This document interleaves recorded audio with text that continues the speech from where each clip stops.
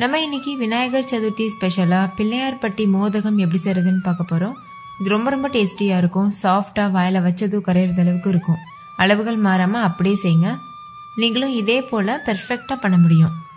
இதுக்கு நீங்க கொழுக்கட்டை மாவுலாம் அரைச்சு வைக்கணும்னு அவசியம் இல்ல. பண்றதுக்கு பச்சரிசி எடுத்துக்கோங்க. 1 கப் அளவுக்கு பச்சரிசி எடுத்துக்கோங்க. எந்த கப்ல அரிசி எடுக்கிறீங்களோ அதே கப்ல மற்ற எல்லா பொருட்களும் அளந்துக்கோங்க. அப்பதான் மெஷர்மெண்ட் கரெக்டா இருக்கும். இந்த அரிசியை ஒரு பாத்திரத்துல போட்டுட்டு 2-3 டைம் நல்லா வாஷ் பண்ணிக்கோங்க. நல்லா கழுவினதுக்கு அப்புறமா தண்ணியை வடிச்சு எடுத்துக்கோங்க. இது முங்குற அளவு தண்ணி சேர்த்துட்டு ஒரு 10 நிமிஷத்துக்கு இதை நல்லா ஊற வச்சுக்கோங்க. 10லேருந்து 15 நிமிஷம் ஊறினா போதும். ரொம்ப நேரம் ஊறணும்னு அவசியம் இல்லை. இப்போ ஒரு 10 நிமிஷம் கிட்ட ஆயிருக்கு. அரிசி நல்லா ஊறி இருக்கு. இப்போ இந்த தண்ணியை நல்லா வடிச்சுக்கோங்க. தண்ணியை வடிச்சதுக்கு அப்புறமா இந்த மாதிரி ஒரு கிளீனான ஒயிட் கிளாத்ல இந்த அரிசியை போட்டு காய வச்சிருங்க. அரிசி முழுமையா காயணும்னு அவசியம் இல்லை. வெயிலெல்லாம் காய வைக்க தேவையில்லை. ஃபேன் காத்துக்கு கீழே வச்சு ஒரு அரை மணி நேரத்துக்கு காய வச்சுக்கோங்க. கரெக்டா இருக்கும். கையில தொட்டு பார்த்தோம்னா இந்த மாதிரி அரிசி ஒட்டணும். லேசா ஈரப்பதம் இருக்கணும். அதுதான் பக்குவம். இந்த அளவுக்கு காஞ்சதுலாம் போதும். இப்போ இது ஒரு ஓரமா இருக்கட்டும். அடுத்து ஒரு கடாய் சூடுபடுத்திக்கோங்க. அதுல 1/2 கப் அளவுக்கு பாசி பருப்பு எடுத்துக்கோங்க. சேர்த்துட்டு ஸ்டவ்வை லோ ஃப்ளேம்ல வச்சுட்டு ஒரு 5 நிமிஷத்துக்கு இது நல்லா வறுத்துக்கோங்க. பாசிப்பருப்பு லேசா கலர் சேஞ்ச் ஆயிட்டு வந்திருக்கு. இந்த ஸ்டேஜ்ல ஸ்டவ் ஆஃப் பண்ணிட்டு இதை முழுமையா ஆற வச்சிருங்க. இப்போ இது ஒரு ஓரமா இருக்கட்டும். அடுத்து ஒரு சாஸ் பேன் எடுத்துக்கோங்க. அதுல 1/2 கப் அளவுக்கு வெல்லம் சேர்த்துக்கோங்க. வெல்லத்தை பொடிச்சிட்டு சேர்த்துக்கோங்க. கூடவே 1/4 கப் தண்ணி சேர்த்து வெல்லம் முழுமையா கரையிறது வரைக்கும் வெயிட் பண்ணுங்க. பாகு பதம் எதுவும் வரணும்னு அவசியம் கிடையாது. வெல்லம் நல்லா கொதிச்சு அது நல்லா கரைஞ்சிட்டா மட்டும் போதும். நல்லா கரைஞ்சதுக்கு அப்புறமா ஸ்டவ் ஆஃப் பண்ணிட்டு அப்படியே ஒரு ஓரமா வச்சிருங்க. அடுத்து ஒரு மிக்சி ஜார்ல வறுத்த பருப்பு, ஊற வச்சு காய வச்ச அரிசி, இது ரெண்டுத்தையும் சேர்த்துக்கோங்க. சேர்த்துட்டு இது கூடவே ஒரு 4-5 ஏலக்காய் சேர்த்துக்கோங்க. ஏலக்காய் ஆப்ஷனல். உங்களுக்கு விருப்பம் இல்லைன்னா ஸ்கிப் பண்ணிடுங்க. சேர்த்துட்டு ரவை பக்குவத்துக்கு அரைச்சிக்கோங்க. இப்ப பாருங்க, இந்த அளவுக்கு ரவை பக்குவத்துல இருக்கணும். இப்போ இது ஒரு ஓரமா இருக்கட்டும். அடுத்து ஒரு கடாய் சூடுபடுத்திட்டு அதுல 2 டேபிள் ஸ்பூன் நெய் சேர்த்துக்கோங்க.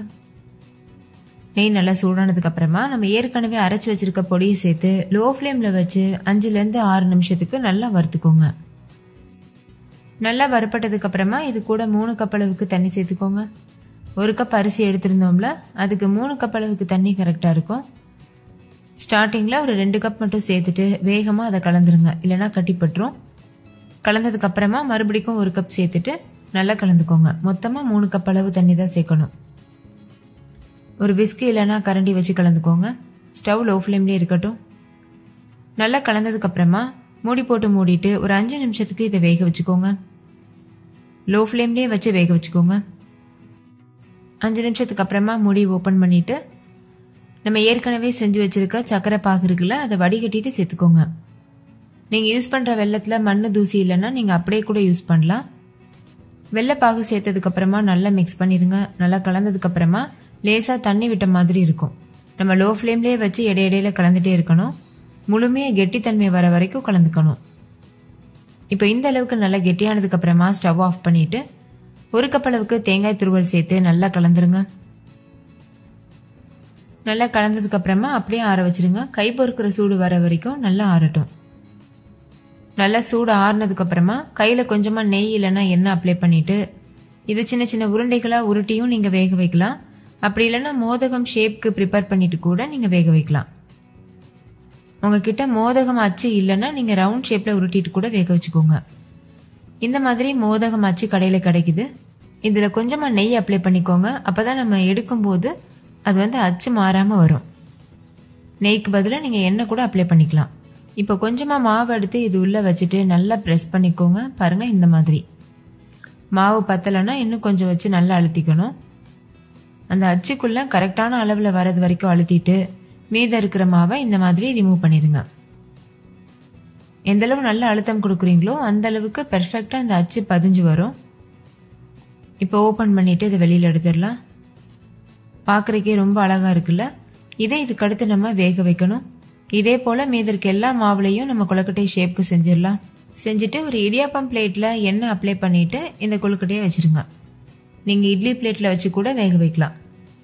இப்போ உங்ககிட்ட மோல்டு இல்லைன்னா இந்த மாதிரி நீங்க ரவுண்ட் ஷேப்க்கு உருட்டி கூட வேக வச்சுக்கலாம். டேஸ்ட் மாற போறது இல்ல. உங்களுக்கு இந்த கொழுக்கட்டை அச்சு வேணும்னா டிஸ்கிரிப்ஷன்ல லிங்க் இருக்கு. நீங்க ஆன்லைன்ல கூட வாங்கிக்கலாம். இந்த மாதிரி உருண்டை ஷேப்க்கும் பண்ணலாம், அப்படி இல்லைன்னா மோதகம் மாதிரி கூட நீங்கள் பண்ணலாம். அது எப்படி பண்ணணும்னா நார்மலாக உருண்டை ஷேப்க்கு பண்ணிவிட்டு நம்ம மஞ்சள் பிள்ளையார்லாம் பிடிச்சு வைப்போம்ல அந்த மாதிரி ஷேப்க்கு நீங்கள் பண்ணிக்கலாம். கிட்டத்தட்ட மோதகம் ஷேப்பில் இருக்கும். இதே போல் மீதி இருக்க எல்லா மாவுலையும் மோதகம் செஞ்சுட்டு நம்ம வேக வச்சிடலாம். இடியாப்பம் பிளேட்டு அப்படி இல்லைன்னா இட்லி பிளேட்டில் கொஞ்சமாக நெய் இல்லைன்னா எண்ணெய் அப்ளை பண்ணிக்கோங்க. அப்போ தான் வேக வச்சுட்டு நம்ம வெளியில் எடுக்கும்போது அது ஒட்டாமல் வரும். நான் வந்து இடியாப்பம் பிளேட்டில் நெய் அப்ளை பண்ணி வச்சுருக்கேன். அதில் நம்ம இந்த மோதகமெல்லாம் அடுக்கி வச்சுட்டு இட்லி பாத்திரத்தில் நல்லா தண்ணி கொதிச்சதுக்கப்புறமா இதை உள்ளே வச்சுருங்க. இப்போ மூடி போட்டு மூடிட்டு ஹை ஃப்ளேமில் வச்சு ஒரு 10 நிமிஷத்துக்கு வேக வச்சுக்கோங்க. 10 நிமிஷத்துக்கு அப்புறமா மூடி ஓப்பன் பண்ணிவிட்டு வெது வெதுப்பான சூடு வர வரைக்கும் ஆற வச்சுக்கோங்க. அதுக்கப்புறமா நம்ம சர்வ் பண்ணலாம். சுட சுட இருக்கும்போது இது ரொம்ப சாஃப்டாக இருக்கும். கொஞ்சம் வெது வெதுன்னு சூடு வந்ததுக்கப்புறமா நம்ம வெளியில் எடுத்துக்கலாம். அவ்வளோதான். ரொம்ப ரொம்ப டேஸ்டியான பிள்ளையாருக்கு ரொம்ப பிடிச்சமான பிள்ளையார்பட்டி மோதகம் சூப்பராக தயாராகிருச்சு. கண்டிப்பாக நீங்களும் இதே மெத்தடில் இந்த ரெசிபி ட்ரை பண்ணி பாருங்கள். டேஸ்ட் எப்படி இருந்ததுன்னு கமெண்ட்டில் சொல்லுங்கள். இந்த வீடியோ உங்கள் எல்லாருக்கும் ரொம்ப பிடிச்சிருக்கும்னு நம்புறேன். பிடிச்சிருந்தா லைக் பண்ணுங்கள், உங்கள் ஃப்ரெண்ட்ஸ் கூட ஷேர் பண்ணுங்கள். தேங்க்யூ, பாய்.